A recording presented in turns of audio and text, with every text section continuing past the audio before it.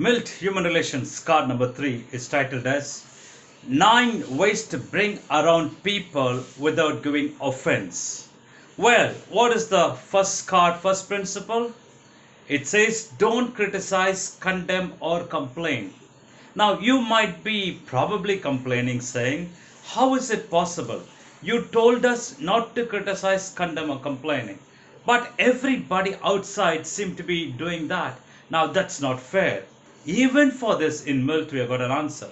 It says 9 ways to bring around people without giving offense, meaning without having to criticize, condemn, or complain. Now, how do you do that? It says begin with praise and honest appreciation.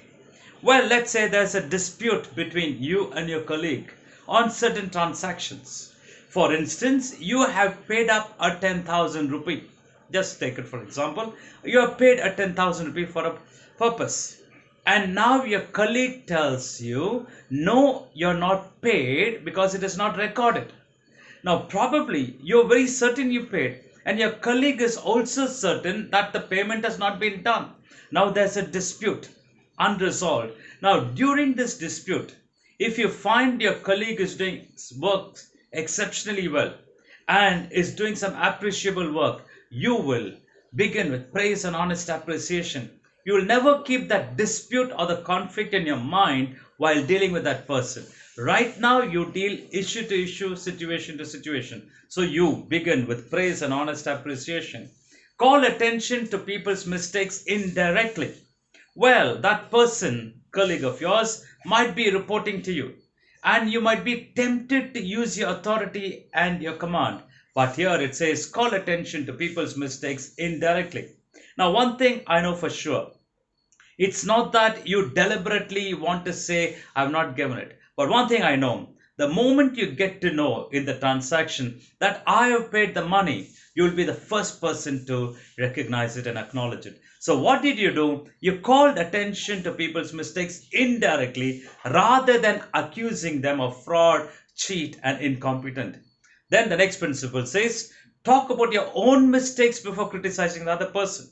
Well, all said and done, I'm very sorry for the way I behaved, very sorry for the way I spoke. I'm very, very sorry about it. Now, what did you do? You talked about your own mistakes before criticizing the other person. You owned up your side of the contribution to the conflict. It's a good beginning because you have said everything in a very orderly manner. And then it says ask questions instead of giving direct orders. Now, that person might be having to take some work from you. Now, you might be tempted to use your authority, but instead ask questions instead of giving direct orders. Can you check your record? Can you check all the entries and then give me your feedback, please? Now, here it is less painful because you ask questions instead of giving direct orders. Praise the slightest improvement and praise every improvement. Now, in this course of the situation that is unresolved, you find your colleague is doing certain things exceptionally well, the time management is perfect, adhering to certain rules and doing exemplary work. You praise the slightest improvement and praise every improvement. That means you're not mingling that unresolved conflict into it, but you're taking every situation without the cloud of that unresolved conflict, and there you're able to appreciate the colleague of yours at that point in time for all the good work that the person is doing. So praise the slightest improvement and praise every improvement. Let the other person save his face. Let's say your colleague has gone through the records and has found, yes, I'm very, very sorry. There is an entry which I didn't see. You certainly have paid in that 10,000 rupees. Now, well, generally, what is the tendency of people? They would immediately go to the other colleague in the other cabin, in the other table, and say, you know something, all along this person was saying that I didn't owe the money, and now he's coming and saying it's all there, it's settled. Now you're going about every department talking bad about that person.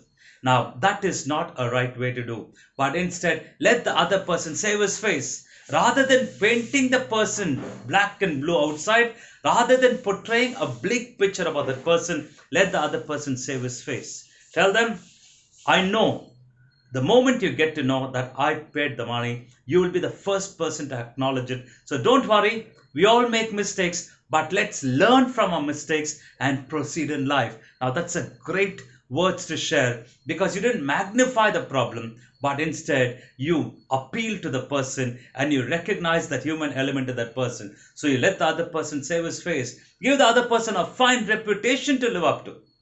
I've been seeing you work and you're very, very dedicated and you are competent, but it's just a foresight that you missed it. So, what did I do? I gave the other person a fine reputation to live up to rather than magnifying the mistake that person has committed. The next principle says use encouragement, make the fault seem easy to correct. Well, don't worry about it. We're all human beings. We all do mistakes at times. But let's learn from our mistakes and proceed it. Don't give it a big thought. Let's go ahead in life. Now, what did you do? You used encouragement and make the fault seem easy to correct. And now that person feel absolutely motivated to go ahead and do things and not carry the guilt of the mistake that has been committed. And then it says, make the other person happy about doing the thing you suggest. Well, that person might be under your control. Now, you might be tempted to use your authority at this point in time, but no, you will make the other person happy about doing the thing you suggest. Like the way we discussed in the previous principle, arouse in the other person eager want.